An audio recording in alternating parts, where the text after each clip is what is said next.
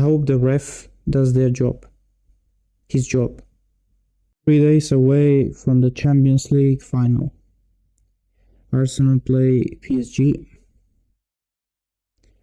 I'm gonna try to give my prediction. I'm not good at predictions. And try to explain some things that I believe are gonna happen. And that have happened throughout this season. So these teams, both of them, especially Arsenal, because they prefer to play like that in big games. Exceptional 10 out of 10, 11 out of 10 off the ball.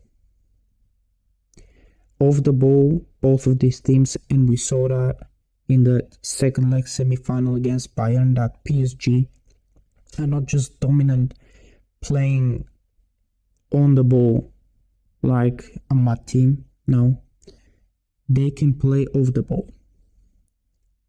These two teams are the best at this, and we see teams at the highest level, the big names, struggling this season because they are mid playing on the ball and a low tier playing off the ball. What is off the ball? Well, players knowing how to defend. Now, the attack in both teams defends. They press, they chase the ball, but mostly they chase the play. They use their heads. They're just not running after the ball.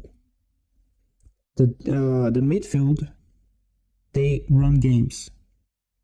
Now, of course, when Zubimendi is out, when Declan Rice is all alone, when Martin Odegaard was out, it would make sense that you want to play off the ball because you kind of can't just use Declan Rice and play on the ball when you need at least two extremely good midfielders or CDMs to play the ball,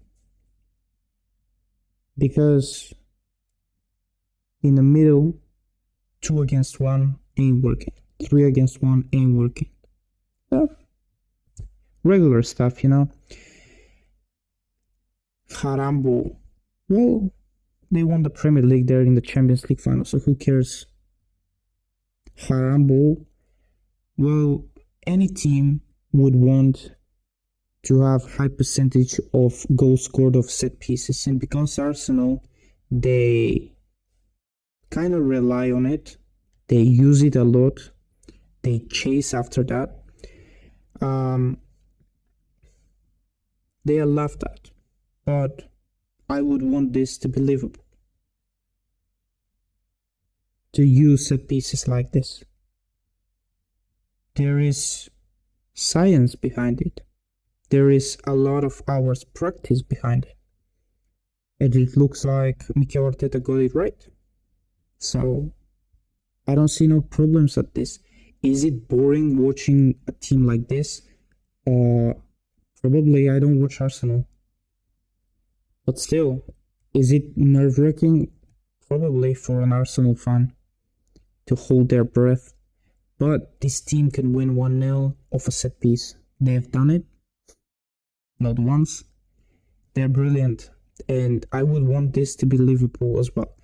Now, not only rely on this, but when the game is tight, when you can't find a way, this helps a lot. A lot. And they've been doing it for a few seasons now. The PSG midfield, we don't gotta talk about this. This is the absolute best midfield. These guys, I mean, Vitinha and João, they are both Portuguese. They understand each other. They are both, in my opinion, top 10 best performing players this season. Incredible, incredible. Usman joked that Vitinha with one goal can't win League One Player of the Season. I mean, he should have won it, but again, attackers are favored in these kind of awards, and he meant that. Fabian Ruiz is back from injury. Exceptional for Spain, because this guy is one of the most underrated reborn players under Luis Enrique. Is just incredible. It's incredible. Going back to these teams defend. Every single player on the pitch defends. So Alcaraz defend, Trossard defense, Saka defense, Noni defense. Odegaard does it too. On the other side, Kvara, we don't gotta talk about this. This guy runs all the time. Sadio Mane, some type thing. I use Sadio Mane because I'm a Liverpool fan, you know. This guy is better than Sadio. And he just creates, he defends, then he creates again, then he defends again. I mean, we saw that Bayern. His first goal, his second goal, his second leg goal, he didn't score, sorry. He assisted, but the way he did the 1-2 with Fabian Ruiz. Incredible. Vitinha and Joao, well, these two play box to box. They play a 6, they play a 10 sometimes. They just don't care. All around, perfect players, incredible players, and they are small, but they are physical too. What more could you want, right? The defense. Now, the defense, of course, Arsenal have a better defense statistically. They have the best defense statistically, but these guys, they proved in the second leg semi-final that they can hold on to a 1-0 lead. Of course, Bayern scored, but Bayern scored 2 minutes before the end. And against the best front three in the world, statistically, and not only this season, it's incredible. They just, and in a way, on top of it.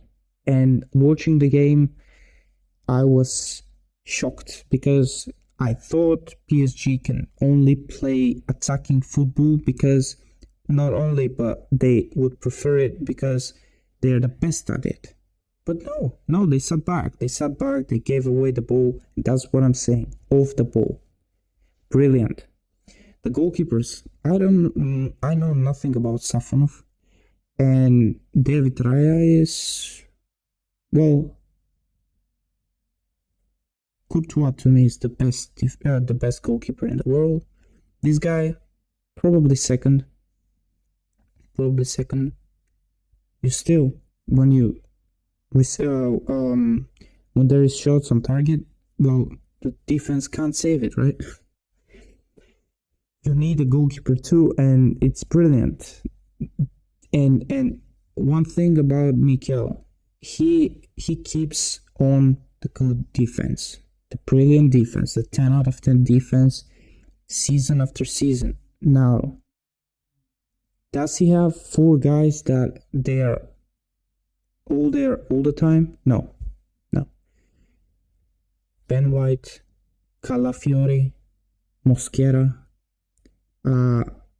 Luis Kelly, I believe, or was it Luis Kelly?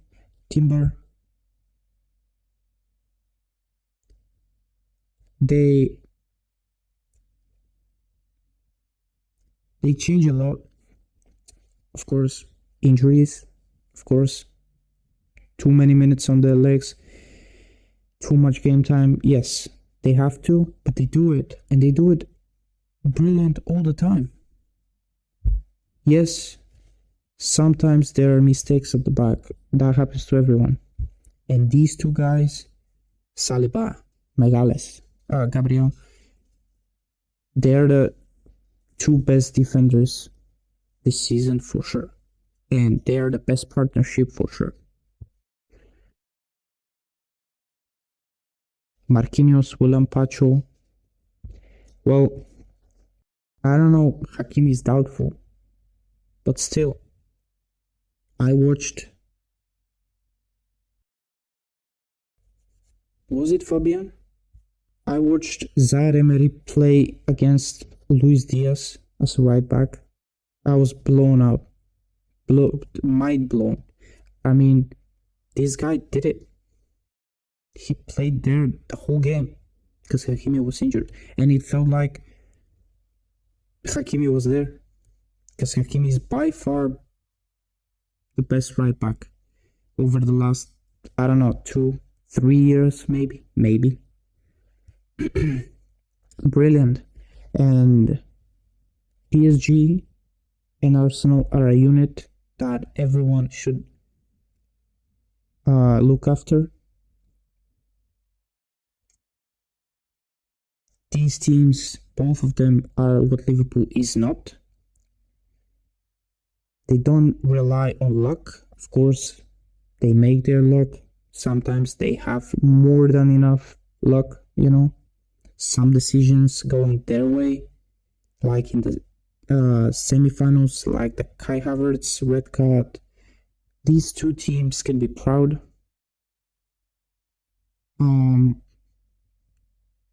Arsenal can go with no pressure there now that they have won the trophy that they were after. They were after the Premier League. They were not after more than a Premier League title. This should be said out loud. You can't go for everything on your mind when you have not won nothing. That's just stupid, okay? They got their win, and now no pressure going into the final. Now, whether they will feel pressure once the game is rolling, I don't know, but I wouldn't. And I'm not good under pressure. PSG, they will not feel pressure. No pressure at all. Going back-to-back Champions Leagues, it's possible.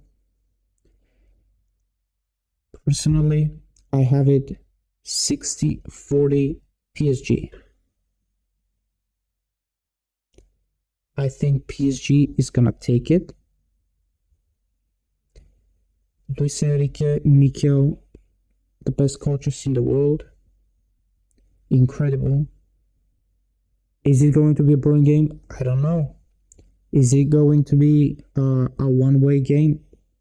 I don't know. After last year, I can't say. I don't know. I'm struggling to give out a prediction. Now, I'm saying that PSG is going to win, in my opinion. But how the game is gonna go, I don't know. I don't. Is it going to be watchable? Is it going to be boring? Is it going to be just for the Arsenal PSG fans? I don't know. But one thing, I hope the ref does their job. His job. And all the refs, okay? VAR, sidelines, main referee, fourth referee, I don't care. I hope they do their job and the game is fair. Because if the game is fair, nobody can give a ton of excuses. Nobody's gonna be Arne Slot.